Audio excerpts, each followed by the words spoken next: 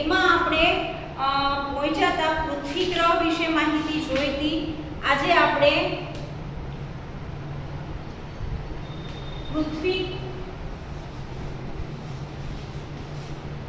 ની સાથે સાથે ભાઈ ચંદ્ર વિશે, ચંદ્ર પણ એક ગ્રહ છે, એના વિશે આજે જોવાનું છે. બરાબર, પૃથ્વી સૂર્યની આસપાસ ફરે છે, પોતાની ધરી પર ફરે છે, એ બધી જ વસ્તુ જોઈ હતી. પોતાની આસપાસ ધરી પર ફરતા 24 કલાક લાગે છે, સૂર્યની આસપાસ ફરતા 365 દિવસ લાગે છે. બરાબર, એ જ રીતે ચંદ્ર છે. હવે ચંદ્ર વિશે જોઈએ કે પૃથ્વીનો એકમાત્ર ઉપગ્રહ છે. પૃથ્વીનો ઉપગ્રહ કોણ છે એવું પૂછવામાં આવે તો આપણે યાદ રાખીશું પૃથ્વીનો માત્ર એક જ ઉપગ્રહ છે જેનું નામ ચંદ્ર છે. બરાબર, એના પછી આપણે આપેલું છે તે પૃથ્વીની ફરતે એક આંટો પૂરો કરતા પોતાની ધરી પર પણ એક આંટો પૂરો કરતા આશરે 29.5 નો એમ કહેવાય ભાઈ ખૂણો બનાવે છે. એ 29.5 દિવસ લાગે છે. ચંદ્ર પર વાતાવરણ નથી, ચંદ્ર ઉપર પાણી અને વાતાવરણ ન હોવાથી તેના ઉપર જીવસૃષ્ટિ છે એ શક્ય બની નથી. પૃથ્વી છે, પૃથ્વી ઉપર જીવસૃષ્ટિ છે, પણ એનો જે ઉપગ્રહ ચંદ્ર છે, ચંદ્ર ઉપર વાતાવરણ નથી, પાણી નથી અને એ બધી વસ્તુ નથી, જેના કારણે માનવ વસ્તી છે નહીં. બરાબર, જીવસૃષ્ટિ અસ્તિત્વમાં આવી નથી. એ પૃથ્વીની આસપાસ ફરતા ચંદ્રને 29.5 દિવસ લાગે છે. બરાબર, આ એક વસ્તુ છે. એ ઉપરાંત ચંદ્ર પ્રકાશિત છે. ચંદ્ર આપણે રાતે પ્રકાશ આપે છે, એના ઉપરથી આપણે કહી શકીએ કે ચંદ્ર છે એ પ્રકાશિત છે. બરાબર, પછી આગળ આપણે આપેલું છે કે ચંદ્રને સૂર્ય પ્રકાશિત કરે છે. સપાટી ઉપર એમ કહેવાય કે ઉલ્કાપાત થતા હોવાથી તેના ઉપર ખૂબ જ મોટા વિશાળ ખાડા જોવા મળે છે. તેના ઉપર ભાઈ ચંદ્રની ધરતી ઉપર બરાબર ઘણા બધા સંશોધનો થયેલા છે. એ સંશોધનના આધારે આપણે કહી શકીએ છીએ કે ચંદ્રની ધરતી ઉપર વિશાળ મોટા ખાડા આપણે જોવા મળે છે. બરાબર, એ ખાડા તમને એમ થાય કે જમીન છે, કોઈ ત્યાં પાણી નથી, વાતાવરણ નથી. બરાબર, જેના કારણે આપણી જે જીવસૃષ્ટિ પૃથ્વી ઉપર છે એવી ચંદ્ર ઉપર શક્ય છે નહીં. આ એક મોટી એની વિશેષતા છે. બરાબર, ખૂબ મોટો વિશાળ છે, મૃત જ્વાળામુખીઓથી બનેલો છે. બરાબર, ચંદ્ર ઉપર મૃત જ્વાળામુખી વધારે જોવા મળે છે, એ વસ્તુ છે. હવે આગળ આપણે જોઈએ બીજો ગ્રહ છે મંગળ. પૃથ્વી પછીનો બીજો એના પછી ગ્રહ આવે છે મંગળ.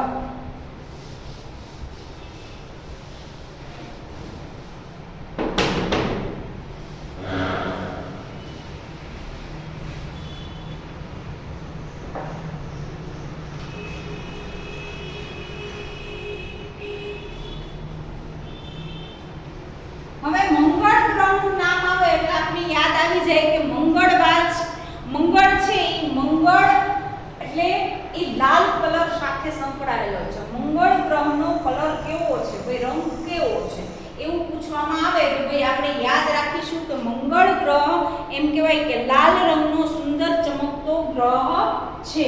બરાબર, જેમ ચંદ્ર ચમકે છે એમ જ મંગળ લાલ કલરનો, બરાબર લાલ રંગનો એમ કહેવાય કે ચમકતો ગ્રહ છે.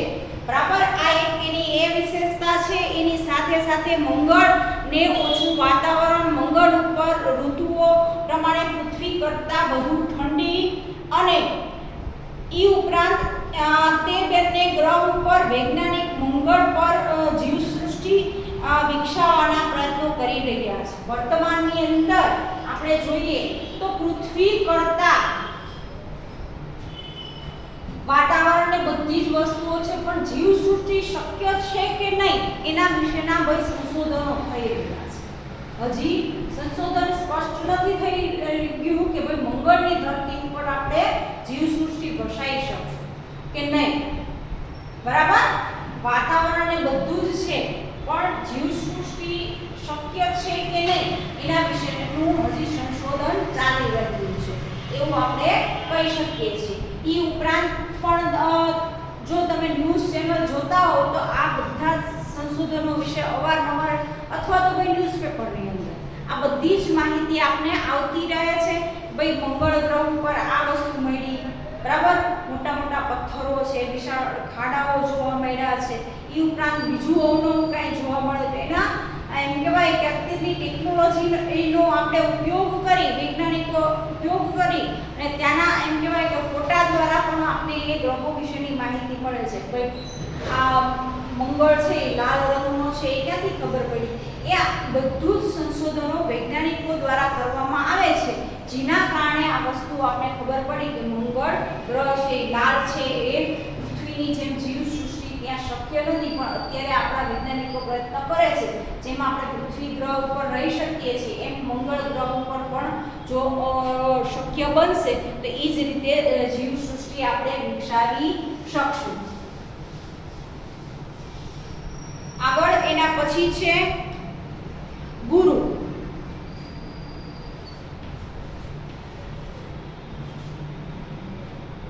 ગુરુ ગ્રહ છે એ ઓછા પીડાશ પડતો, એનો રંગ કેવો છે? ઓછા પીડાશ પડતો.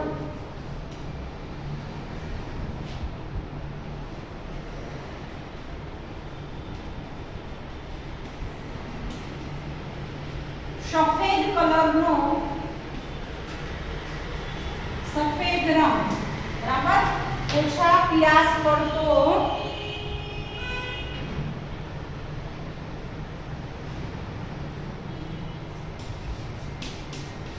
સફેદ રંગનો છે એવું આપણે કહી શકીએ, બરાબર. ગુરુની કોઈ ખાસિયત આપણે લખવી હોય એના વિશે લખવું હોય તો પહેલું આ સેન્ટેન્સ આપણે લખવું પડે કે ગુરુ ગ્રહ છે એ ઓછા પીડાશ પડતો સફેદ રંગનો એક ગ્રહ છે, બરાબર.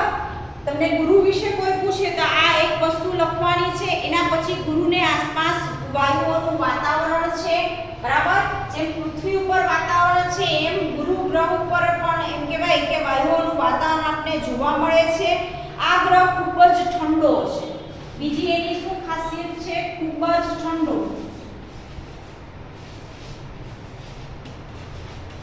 આપણે જેમ શિયાળામાં ઠંડી વધારે પડે છે પણ આ ગ્રહ એમ કહેવાય કે આપણે દિવસના 24 કલાક ગણીએ એ રીતે 24 કલાક ત્યાંનું વાતાવરણ ઠંડુ જ હોય છે. ત્યાં ભાઈ ક્યારેય ગરમ વાતાવરણ જોવા મળતું નથી. તે સૌરમંડળનો સૌથી મોટો ગ્રહ છે. ગુરુ ગ્રહ છે એ સૌરમંડળનો સૌથી મોટો ગ્રહ છે એવું આપણે કહી શકીએ છીએ. ગુરુને 79 ઉપગ્રહ છે. આ વસ્તુ ખાસ વિદ્યાર્થી મિત્રો યાદ રાખજો. ગુરુ ગ્રહને કેટલા ઉપગ્રહ છે એવું પૂછવામાં આવે તો આપને યાદ રહેવું જોઈએ કે 79 ઉપગ્રહ આવેલા છે ગુરુ ગ્રહને, અને જેના વૈજ્ઞાનિકોના મતમતાંતર જોવા મળે છે. મોટા ભીમ આકાર ગ્રહને દૂરબીનથી જોતા ટપકાવાળી સપાટી ધરાવે છે. આ મોટું કદાવર હોય એવું લાગે છે પણ એને એમ કહેવાય કે નજીકથી જોતા એની સપાટી કેવી છે? કરકરી ટપકાવાળી આપણે દેખાય છે. કયા ગ્રહની? તો ભાઈ ગુરુ ગ્રહની. બીજી ખાસિયત આપણે એ જોવા મળી ભાઈ 97 સૌથી વધારે ઉપગ્રહ હોય એમાં આપણે કહી શકીએ. સૌર પરિવારની અંદર સૌથી વધારે કોને ઉપગ્રહ છે એવું પૂછવામાં આવે તો પણ આપણે નામ યાદ રાખવાનું, ગુરુ ગ્રહને, બરાબર. આગળ આપણે જોઈએ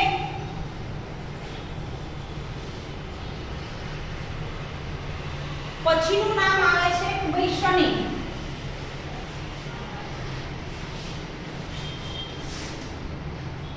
એ વિશે જોઈએ તો સૌર પરિવારમાં ગુરુ અને યુરેનસની વચ્ચે આવેલો છે.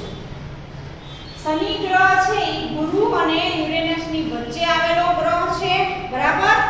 8 ગ્રહની અંદર તમે જુઓ તો આ શનિ ગ્રહ છે એ સૌથી ગુરુ પછીનો સૌથી મોટો. ગુરુ પછીનો સૌથી મોટો ગ્રહ કયો?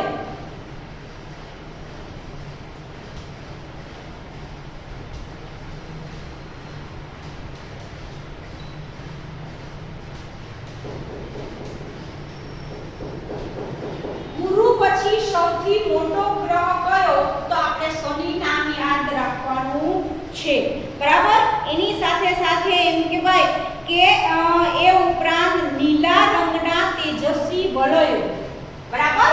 બીજું શનિ ગ્રહનું નામ પૂછવામાં આવે તો એના માટે આ જે શનિ ગ્રહ છે એના આસપાસ નીલા કલરના એમ કહેવાય કે આવા જાણે કે પાઘડી પહેરીને બેઠા હોય શનિ ગ્રહ, એટલે એને પાઘડિયારો ગ્રહ પણ કહેવાય છે. બીજું એનું નામ છે પાઘડિયારો ગ્રહ, બરાબર. એના શનિ ગ્રહની આસપાસ નીલા કલરના એમ કહેવાય કે વાયુઓના આવા વલયો આવેલા છે, જેના કારણે એને પાઘડિયારો ગ્રહ એવો પણ વૈજ્ઞાનિકોએ નામ બીજું આપેલું છે, બરાબર. ગુરુ પછી એમ કહેવાય કે સૌથી મોટો ગ્રહ છે કયો? તો શનિ. એ વસ્તુ આપણે યાદ રાખવાની છે. શનિ ગ્રહમાં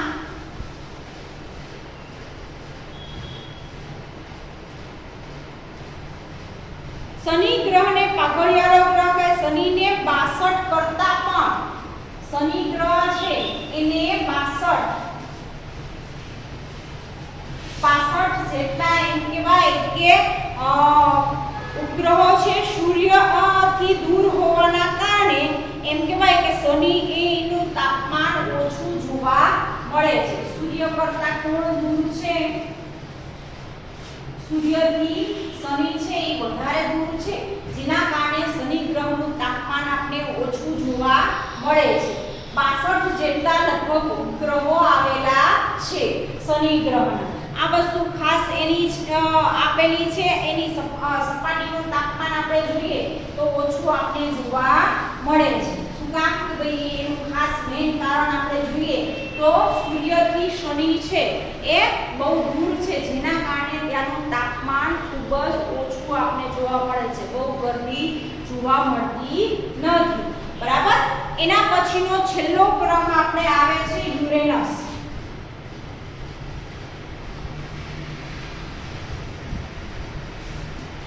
હવે યુરેનસ ગ્રહ છે એ પૃથ્વીથી એટલો દૂર છે કે તેને સામાન્ય દૂરબીનથી આપણે જોઈ શકતા નથી. સૂર્ય તેજ પણ આછી ચાંદની જેવી વિલમય હર્ષલ નામના ખગોળશાસ્ત્રીએ 1781માં આ ગ્રહને શોધી કાઢ્યો હતો, બરાબર. યુરેનસ ગ્રહની શોધ કોણે કરી? તો 1781ની સાલની અંદર આ ગ્રહની શોધ થઈ છે, બરાબર. એમના શોધના ખગોળશાસ્ત્રીનું નામ છે વિલિયમ.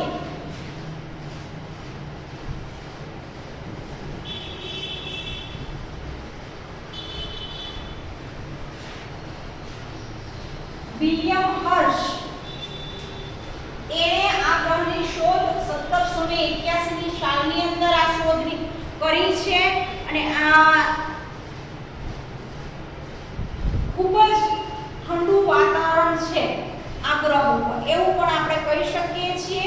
એના પછીનો 8મો ગ્રહ છે નેપચ્યુન.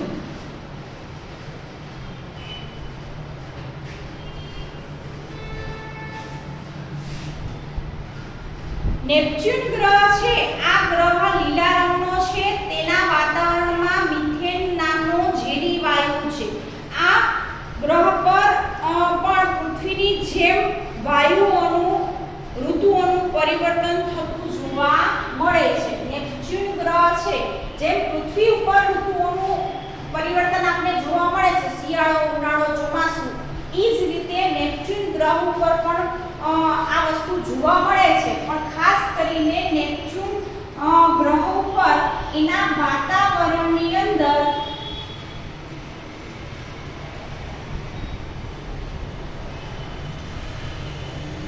એના વાતાવરણમાં એમ કહેવાય કે વાતાવરણની અંદર મિથેન વાયુ, જે વાયુઓની અંદર સૌથી ઝેરી વાયુ કહી શકીએ એવો મિથેન વાયુનું પ્રમાણ વધારે વધારે જોવા મળે છે. કયા ગ્રહ ઉપર? તો ભાઈ નેપચ્યુન ગ્રહ ઉપર. આ રીતે આપણે જોઈએ તો સૌર પરિવારના 8 ગ્રહો વિશે આપણે જોયું. બરાબર, 8 ગ્રહ છે એ કઈ રીતે તમે તમારા પાઠ્ય પુસ્તકની અંદર પણ સૂર્યની આસપાસ આ 8 ગ્રહ ફરે છે.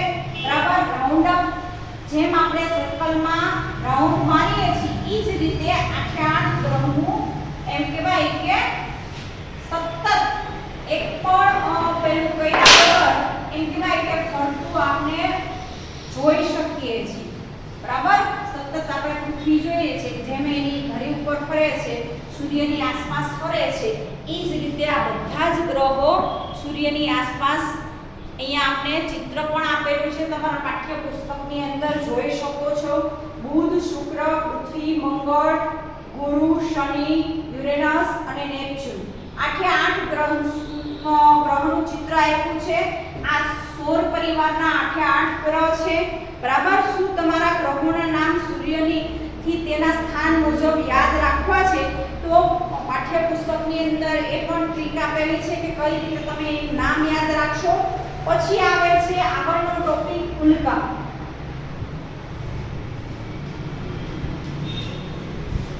ઉલ્કા કોને કહેવાય? બરાબર, પછી નક્ષત્ર.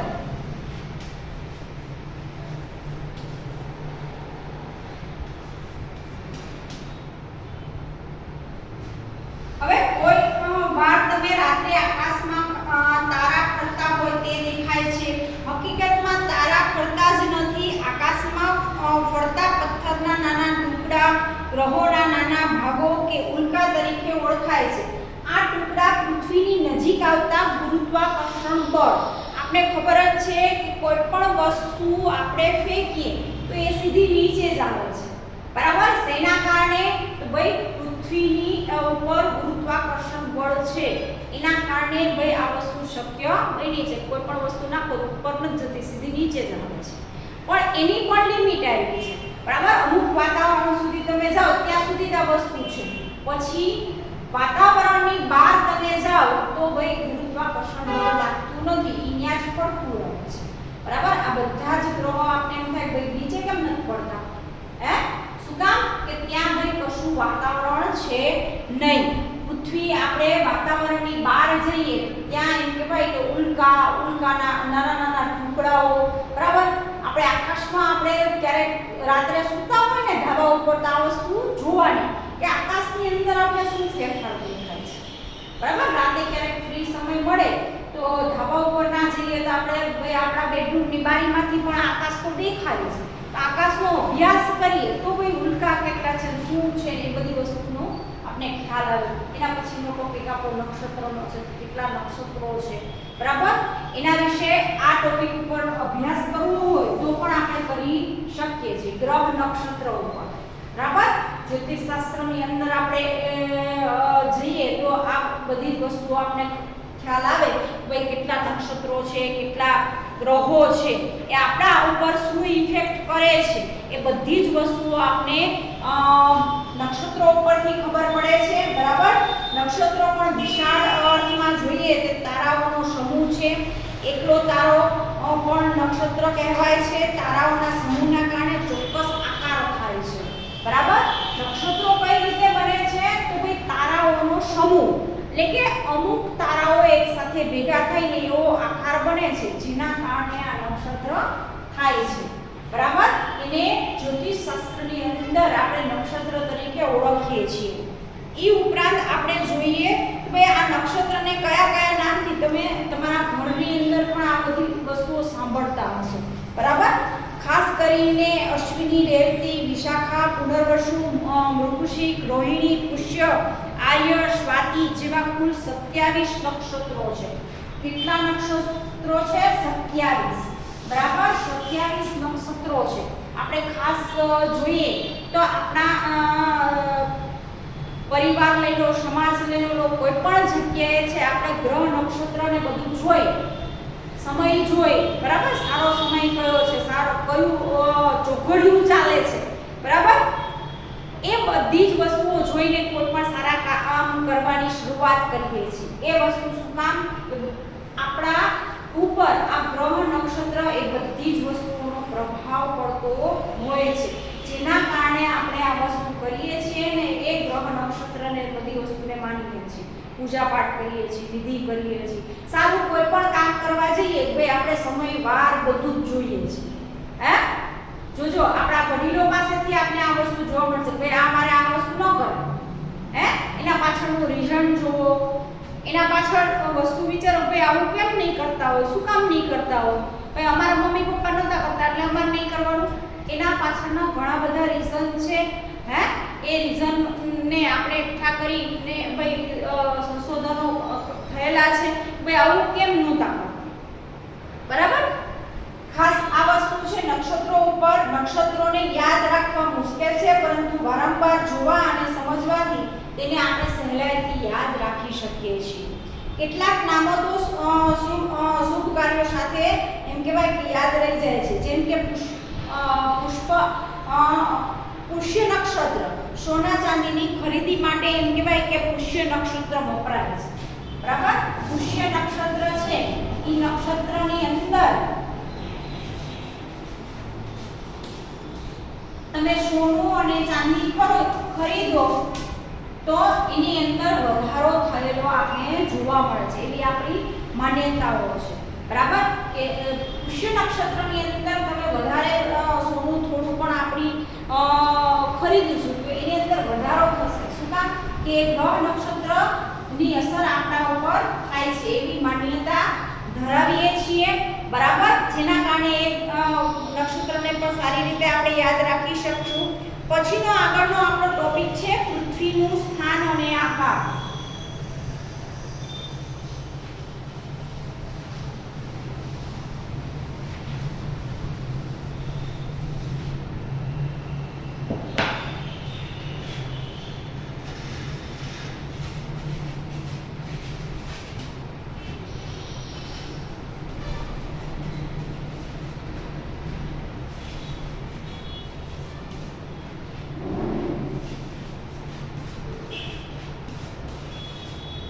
પૃથ્વીનું સ્થાન અને આકાર કેવો છે? હવે આ વસ્તુ પણ આપણે જોઈ લીધી. સૂર્ય અને ચંદ્રની એ આથમતા જોઈએ છીએ કે સરખા મજાના તેજસ્વી દેખાય છે. આપણે પૃથ્વી પણ આવો જ એક ગોળો છે. જેમ આપણે સૂર્ય અને ચંદ્રને જોઈએ તો આપણે ગોળ દેખાય છે, એના સમયે ઉગે છે, આથમે છે. બરાબર. પ્રકાશિત છે. એ જ રીતે પૃથ્વીનો આકાર પણ ગોળ છે. બરાબર.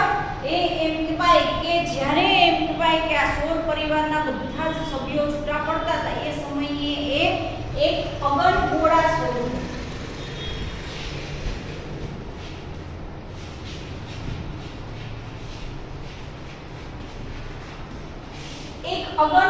સ્વરૂપે હતું. બરાબર.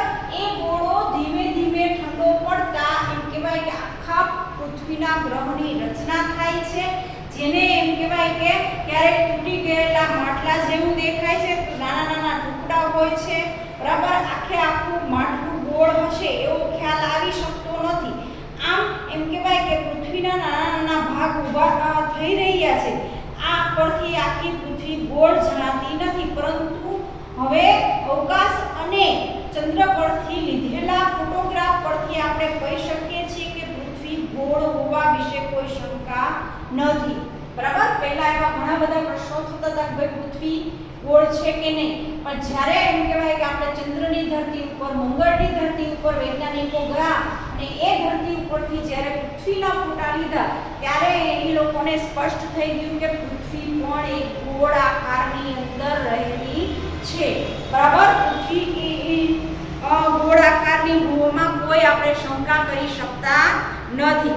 પૃથ્વી એમ કહેવાય કે દડા જેવી ગોળ નથી, પણ તે નારંગી જેવી ચપટી આકારની છે. બરાબર. આ વસ્તુ ખાસ યાદ રાખવાની છે કે પૃથ્વી છે એ નારંગી જેવા ચપટા આકારની છે. ખાસ કરીને આપણે જોઈએ તો હું તમને ચિત્ર આપણે ડ્રો કરીને જોઈએ કે પૃથ્વી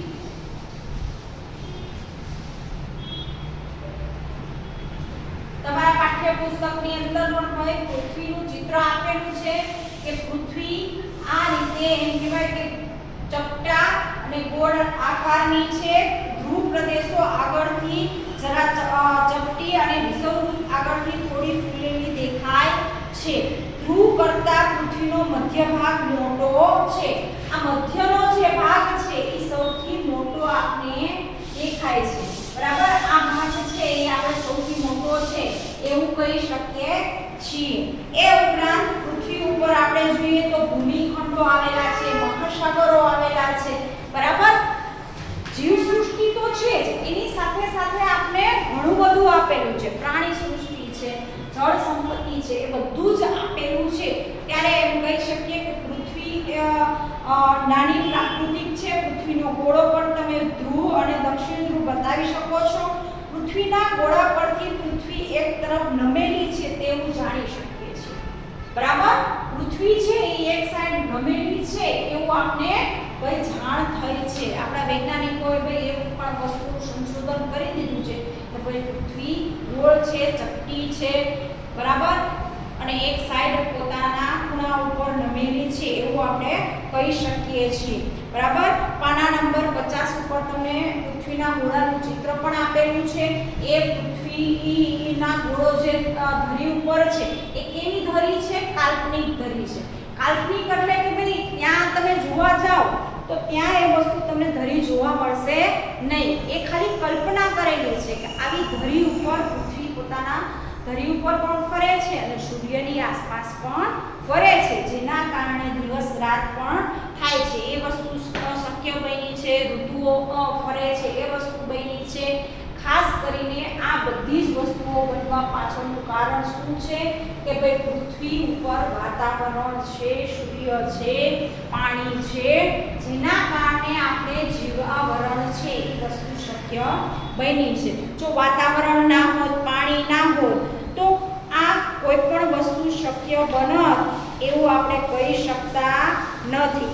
બરાબર, ખાસ કરીને આ કારણના લીધે જ એમ કહેવાય કે પૃથ્વી ઉપર જીવ સૃષ્ટિ શક્ય બની છે. તો આજના વિડિયોની અંદર આપણે પૃથ્વીના સ્થાન અને આકાશ સુધીની માહિતી રાખીશું. આગળના વિડિયોની અંદર આપણે આગળની માહિતી જોઈશું. વિદ્યાર્થી મિત્રો, નમસ્તે.